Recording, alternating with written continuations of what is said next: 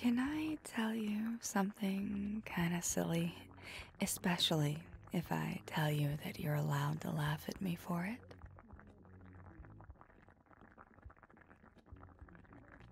Hmm.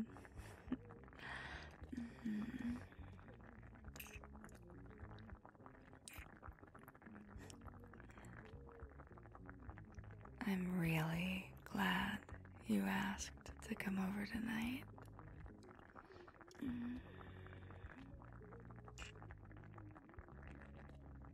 And I'm even more glad that you came over too late for us to order pizza.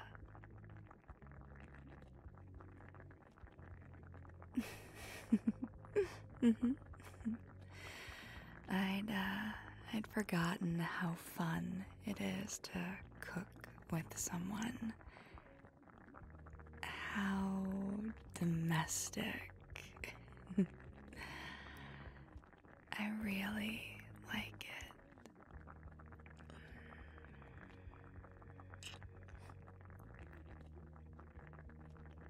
And I also really like the view I get when you're reaching to get things out of the cabinet for me.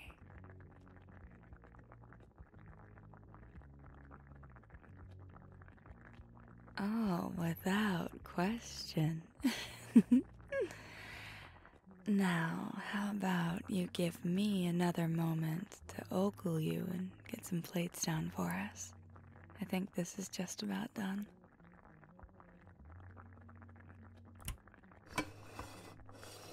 Thanks, cutie. Both for the plates and for the show you gave me in the process of getting them.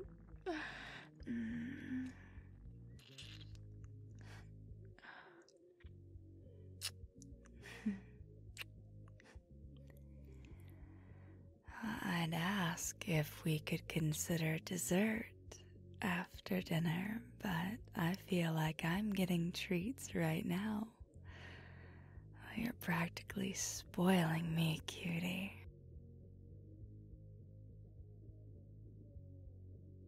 That is absolutely not a complaint. Not even close.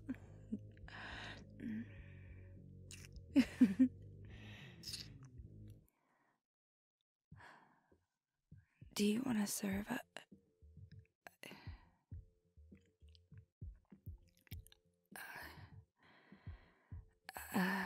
sorry, just give me a second. I need to... Hang on.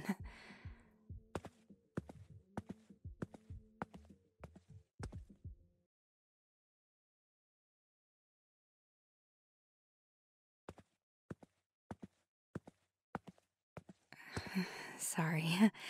I probably should wire the house to the digital overlords, but that's just a lot of work that I don't feel like dealing with. Plus, security.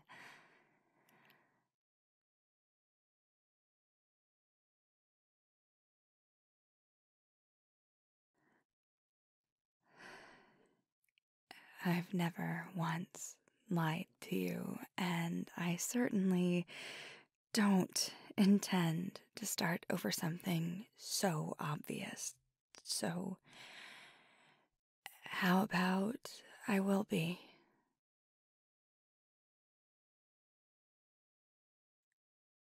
It's just, it's silly. It's, it's stuff I can't change. It's stuff I've dealt with for years.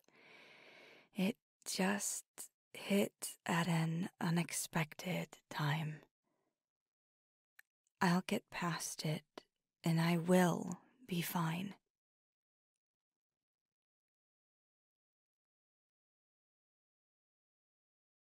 Of course I do. I trust you.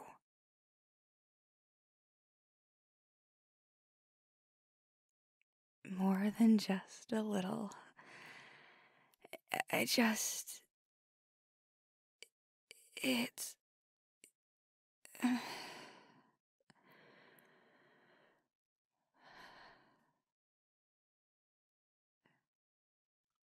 I promised you I'd stop keeping things about my life, about what I am from you.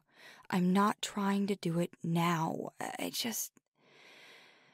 I figured we'd talk about this eventually, but I'd always imagined it so differently whenever I thought about it. I wanted it to be at a right time and when I wasn't blindsided. But I guess I should have known better. The only thing I got to tell you on my terms was that I am a vampire. And even that was full of surprises for me, really. Oh God, I don't know the best place to even start.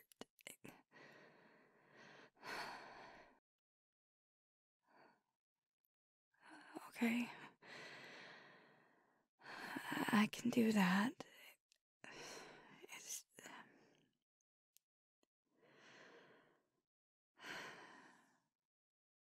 it's been a long time since I've had to explain this to anyone. I had it explained to me, but everyone who's been in my life since then, well, I've told you. Other vampires. They knew. They understood. It's an experience most of us have shared, or at least those of us who came from non-magical families. But I need to explain this to you so that it makes sense. So, bear with me. This might take a minute.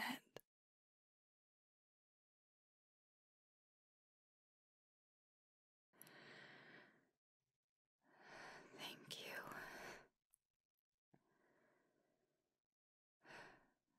Okay.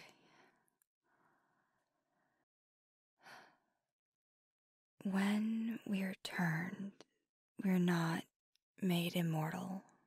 I told you that part. But the lives we are granted are long enough and slow enough that it might as well seem like it to an outside observer. I was 25 when I was turned, so that's what I look like. A woman in my mid-20s. I'll probably still look like this for the next century, maybe. And even after that, I'll only physically be in my late 20s, so it's not like the way I look will really change at that point either. Assuming I don't have an unexpected sunbathing accident or some other fatal mishap. I'll live for a handful of centuries before my time's up.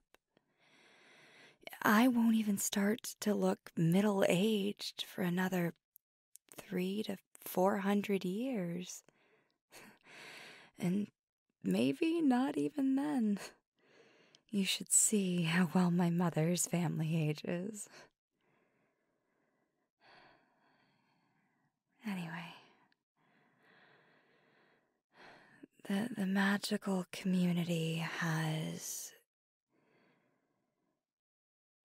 secrecy statutes.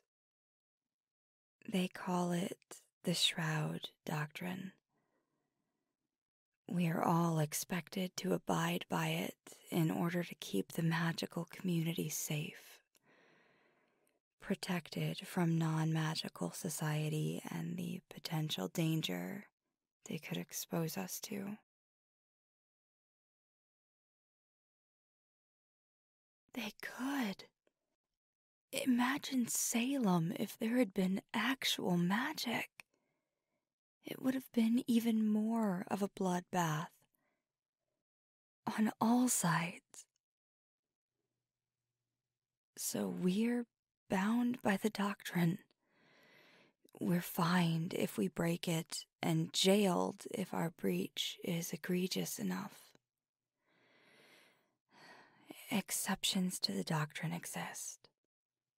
Partners, children, non-magical parents of magical children. Exceptions can be made for the non-magical families of almost every magic user.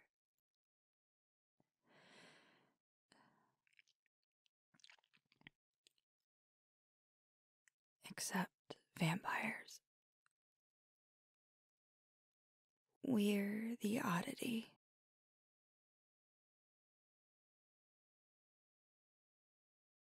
Except that it does.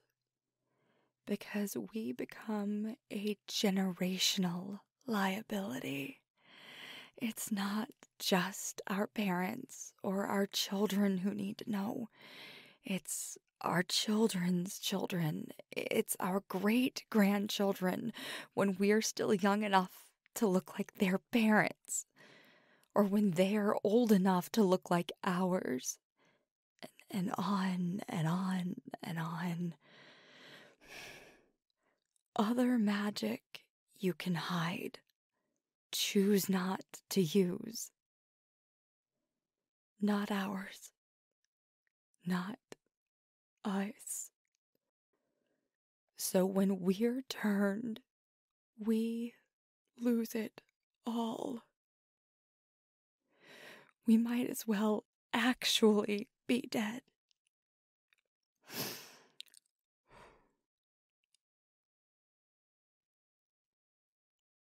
It's been 10 years. I'm mostly used to it. Most days, it doesn't hurt.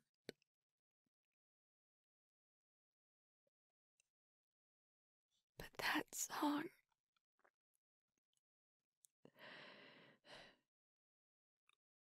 When I was in school, my mom would send me letters. It didn't matter that we talked all the time. It didn't matter that I was home a lot of weekends. Mom loved to send me letters. I kept them all in my nightstand.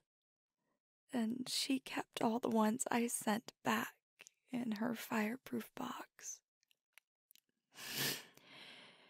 She liked to put little quotes, song lyrics, poem stanzas.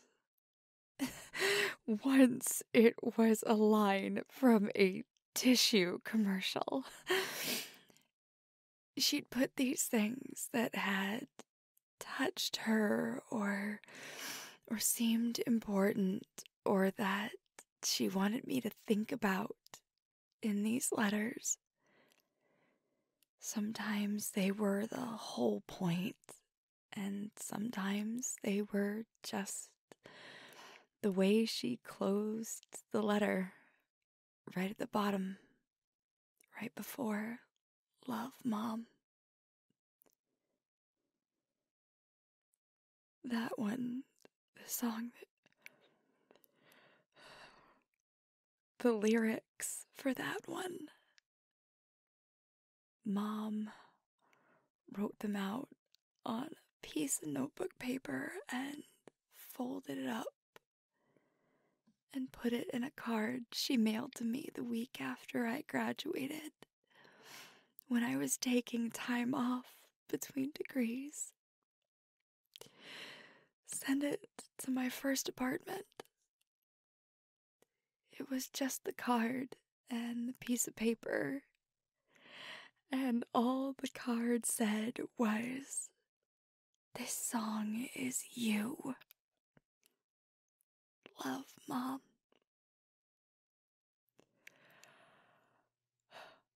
I kept those lyrics in my purse.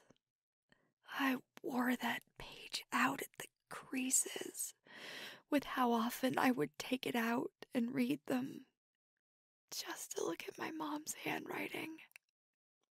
It was falling apart and ragged by the time I was turned.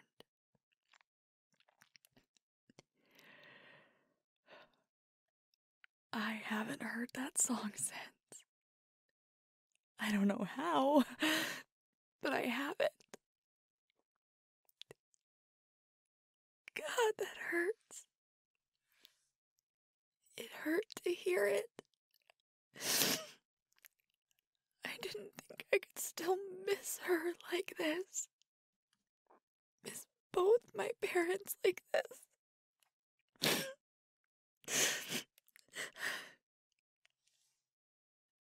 I still remember the last time I talked to my mom.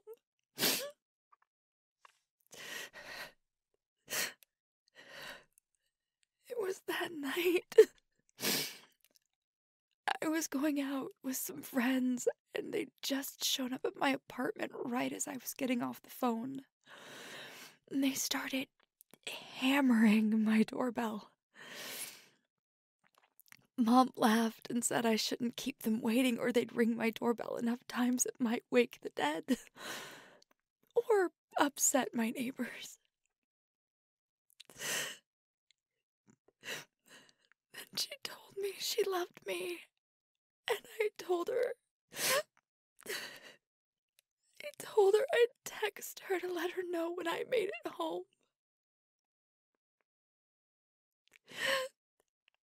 I never did get to send that text. As far as she knows, I didn't make it home that night. She's not allowed to know. And it hurts so fucking much that I thought I'd gotten to a point where I was really okay. Only to realize I'm not.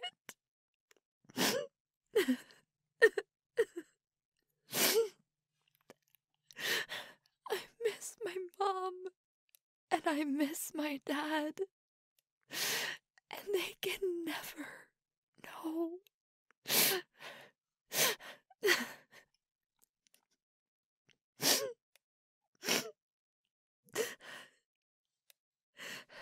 No, I don't. I didn't take that purse with me that night.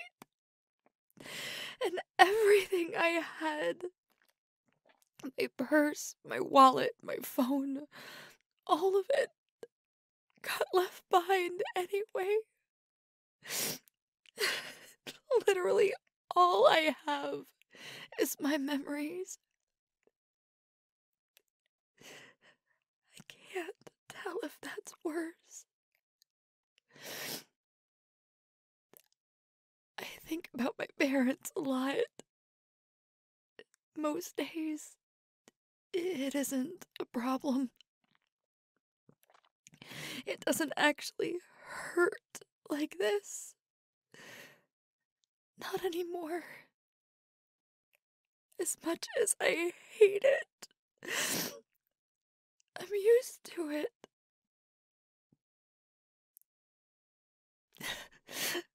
But every now and again, something happens. I pass by someone wearing my dad's aftershave, or I hear a song on the radio that makes me think of my mom. And it all comes right back to the surface, all over again.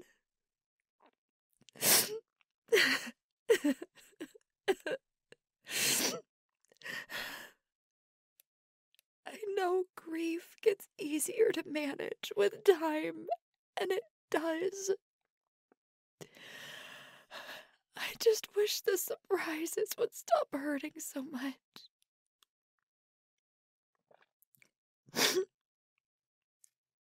Maybe they will. Maybe it'll be worse when they do. I don't know. I just know it hurts now.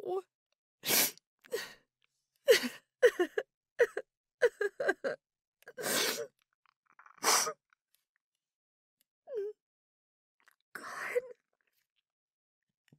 I'm so sorry. Tonight was supposed to be a night for us where we got to relax and...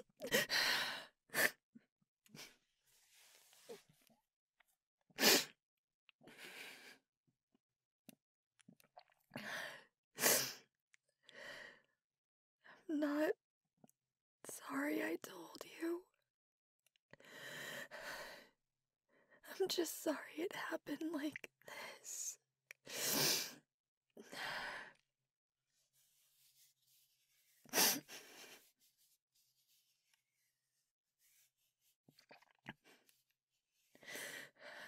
I know, I do. Thank you for being willing to listen and for being here.